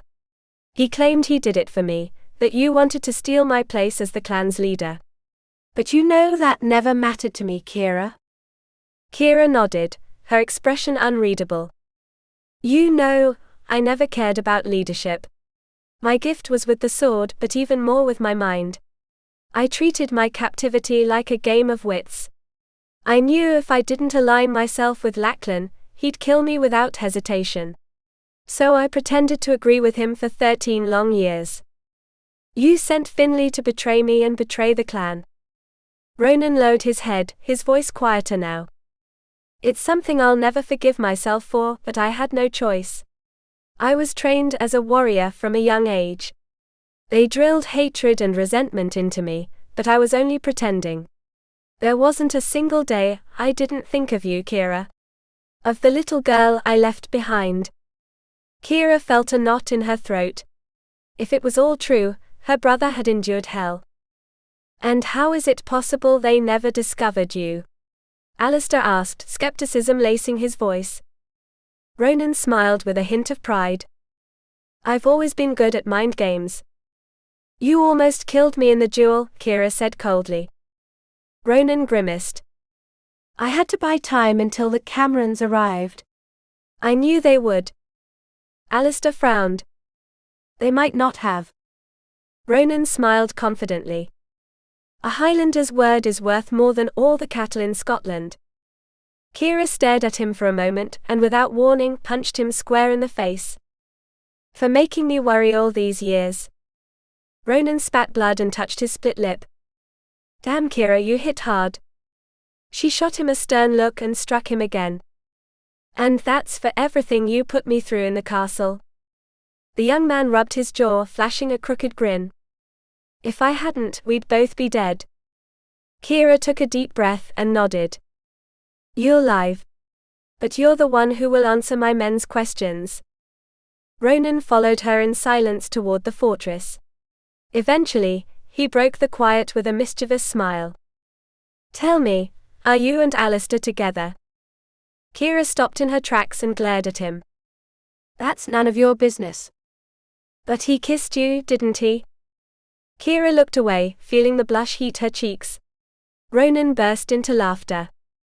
God's things really have changed. Keira smiled faintly. Yes, everything had changed. And now her brother was back. Chapter 33. You are blood of my blood and bone of my bone. I give you my body, so that we may be one. Slowly Keira's men climbed the stairs under her watchful gaze, her heart swelling with happiness. They were finally free. The fear of dying at the hands of their enemies no longer lingered, and with satisfaction etched on her face, a gentle smile curved her lips. I'm going to check on the provisions, Keira announced, turning to Ronan. Today is a good day to celebrate. With that same smile she walked away, following her men, leaving Ronan behind as he still winced from the blows to his ribs and face. That evening, the castle transformed into a place of celebration. The servants carefully prepared a grand feast, and all of Keira's men had washed and dressed in clean clothes, as had Ronan the Camerons and Keira herself. It was their way of honoring their allies, thanking them for their support against the Sutherlands, and rejoicing in their newfound freedom. Keira readied herself for the occasion. Morag, who nearly fainted with relief upon seeing her safe, brought a tub of hot water so she could cleanse herself of the sweat and blood still clinging to her skin. Meanwhile, the other maids tidied the rooms to accommodate the Cameron warriors. It was then that Morag, with some hesitation, informed her that Alistair Cameron was staying in the room next to hers. That detail sent a slight shiver down her spine. Once clean, she tended to her wounds and dressed in the same attire she had worn on the day of her appointment as chief. Fastening the brooch over her shoulder, she felt a deep sense of pride. Yet, an unsettling thought lingered within her. That night, she would announce a decision that would alter the fate of the clan. Prepared, she hung her sword and dagger at her waist and stepped out of the room. But as soon as she opened the door, she froze. Alistair stood there leaning against the doorframe, his intense gaze stripping her bare. Keira's knees weakened. There was something in those eyes that made her feel exposed, as if he could see straight through her soul. Why aren't you with your men in the hall? She asked, trying to regain control. Alistair pushed off the frame, stepping closer. Keira, caught in his gaze, backed up until her spine pressed against the wooden canopy of her bed. After everything that's happened, I'd rather be here, he said, voice low and rough, making sure no other enemy gets near you. Keira smiled. There are no enemies left. Alistair shrugged. I'm not so sure, he whispered, closing the door behind him. But just in case, I'm not leaving your side. I don't want you to disappear again. Besides, I haven't punished you yet. Her smile faded and she frowned. Punished me? I haven't done anything. Are you sure? Alistair caged her in with his arms, trapping her between his body and the wooden frame. You snuck out of my castle in the dead of night, without my consent. And when I found you, you were nearly dead. He clicked his tongue. And as if that weren't enough, you've cast some kind of spell on me that makes me think about you every second. That deserves punishment too. Keira let out a nervous laugh but didn't look away. Her eyes locked onto Alistair's, drawn to the dark depths that pulled her in. Without realizing it, she wet her lips. Alistair didn't miss the gesture. In one swift motion he closed the distance and kissed her. The touch was fire. Keira moaned as she felt his lips, his hands gripping her with hunger. Alistair held her waist, fingers trailing over her skin as if trying to memorize every curve. Need consumed them, devouring each other with increasingly desperate kisses. Keira clung to his shoulders, pulling him closer. The feast, the crowd waiting in the great hall, all of it faded. There was only him. The knock on the door shattered their world. "M'lady? Are you all right?"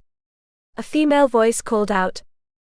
Alistair stepped back immediately, clearing his throat as he awkwardly tucked his hands into his belt. Keira tried to straighten her clothes, but her fingers trembled. Morag lifted her gaze, and though her expression remained composed, she couldn't hide what she had just witnessed.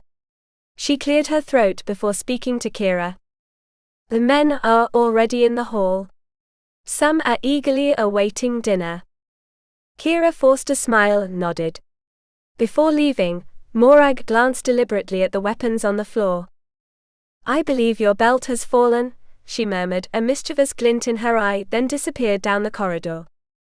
Once they were alone again, Keira looked at Alistair and with a smile kissed him one last time.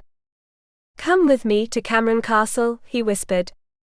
She pulled back, surprised. "Are you serious?" "I never joke," he replied solemnly. Keira studied him, her gaze sharp. "And everything you said at the lake?" "In my study." Alistair exhaled heavily, regret shadowing his face. "I was a fool. I didn't want to accept what I felt. I wanted to deny it, to protect myself from it. But when you disappeared... God, Keira, don't ever do that to me again." The walls around her heart crumbled. Smiling, she kissed him with passion. "I love you too, Alistair Cameron. And you'd better not deny it again, or you'll taste the edge of my sword." The warrior chuckled before kissing her gently, but when the noise from the great hall grew louder, Keira reluctantly pulled away and pushed him toward the door. "A battalion of warriors is waiting for dinner," she said, amused. Together, they descended the stairs and entered the grand hall. The room erupted in cheers. Keira looked around at her men, and the Camerons with affection. For the first time, she felt everything was in its rightful place. She raised her cup. "Let's toast first to Alistair Cameron and his men. Without them, we wouldn't be here today." Cups clinked, and voices roared in celebration. Yet Keira knew the real news was still to come. Epilogue. A man's love for a woman is like the mountains of the Highlands, unchanging, eternal, and steadfast against all storms. From the walls of Cameron Castle, Keira gazed at the horizon, letting the wind tangle her hair as the sun dipped behind the hills. Her thoughts drifted between the past and the future unfolding before her. 2 months had passed since her arrival, and though her heart still held a place for Fraser land, her soul had found peace among the Camerons. She had made a decision, one that would bind her forever to this place and, most of all, to Alistair. "I knew I'd find you here." Alistair's deep, gravelly voice pulled her from her reverie. Keira turned to him with a smile and offered her hand. He took it firmly, his eyes never leaving hers as he lifted her palm to his lips, pressing a kiss to her skin.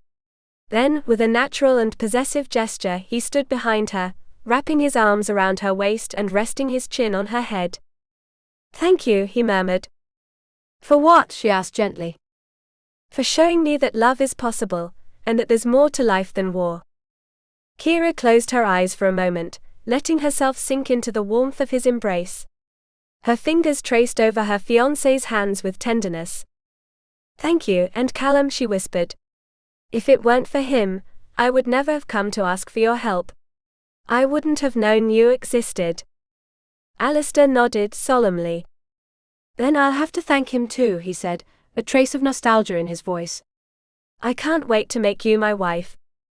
Keira turned to him, brushing her fingers over his face. "And I can't wait to be," she whispered. Alistair grinned, a playful gleam in his eyes as he lowered his face until his lips hovered just above hers. "But I can't wait until the wedding night," he confessed, dark eyes flickering with desire. Keira laughed softly, her breath caressing his skin. "Well, that's something we've already left behind." "True," he muttered, brushing her mouth with his. "But not enough times, lass." "And now you want a wedding night," she teased, her voice laced with feigned innocence. Alistair nodded without hesitation, his expression both serious and burning. "Then you'll have to wait until nightfall," Keira joked. But the warrior shook his head, his gaze blazing with the determination of a man who had no intention of delaying his need. "You're wrong, Keira." Before she could respond, Alistair scooped her into his arms with ease, cradling her against his chest. Keira let out a startled gasp before bursting into laughter, clutching his shoulders. "I'm afraid I can't wait that long to make you mine again." She tangled her fingers in his hair, and leaned in to kiss his neck, feeling the rapid pulse beneath his skin. Alistair growled with pleasure, quickening his pace through the fortress corridors. As they crossed the threshold and disappeared into the dimly lit halls, Keira's laughter and the warrior's passionate rumble echoed through the castle, drawing knowing smiles from those who heard. And that night, once again, Alistair Cameron showed her just how much he loved her. Keira and Alistair, a transformative love. At first, their love had been a battlefield. They had reached this point with hearts full of scars, shaped by years of sacrifice, responsibility, and an iron grip on their emotions. Keira had never allowed anyone to touch her so deeply, always fearing that her vulnerability would destroy her, while Alistair had made discipline his fortress, convinced that love was a weakness he couldn't afford. But when their paths crossed, something greater than their fears and past bound them together. By committing to one another, what had once been an endless struggle to maintain their independence transformed into a delicate, fierce dance between trust and the need to protect what was most sacred within their souls. Throughout their lives, both had learned that the security they sought in status and titles was never enough. Now they realized that true refuge lay in the bond they had forged, a shelter built not from stone walls but from openness, vulnerability, and the unbreakable love they shared. Keira began to understand that love wasn't a threat to her strength, but a vital complement that expanded her, giving her being a new dimension. She no longer feared weakness in loving, because she had learned that by giving her heart, what she received was a deeper connection to her own essence. Alistair in turn started to release the reins of his rigid will, discovering that true strength wasn't found in absolute control, but in the willingness to trust and surrender to something greater than himself, love in all its complexity. Now together they weren't just a stronger unit, they were embarking on a shared adventure, a journey toward healing and expansion.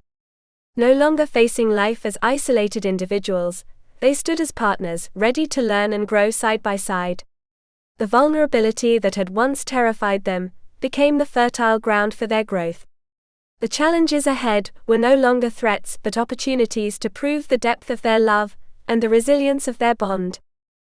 What had once seemed like emotional ruin had become complete restoration, where they continuously recreated each other.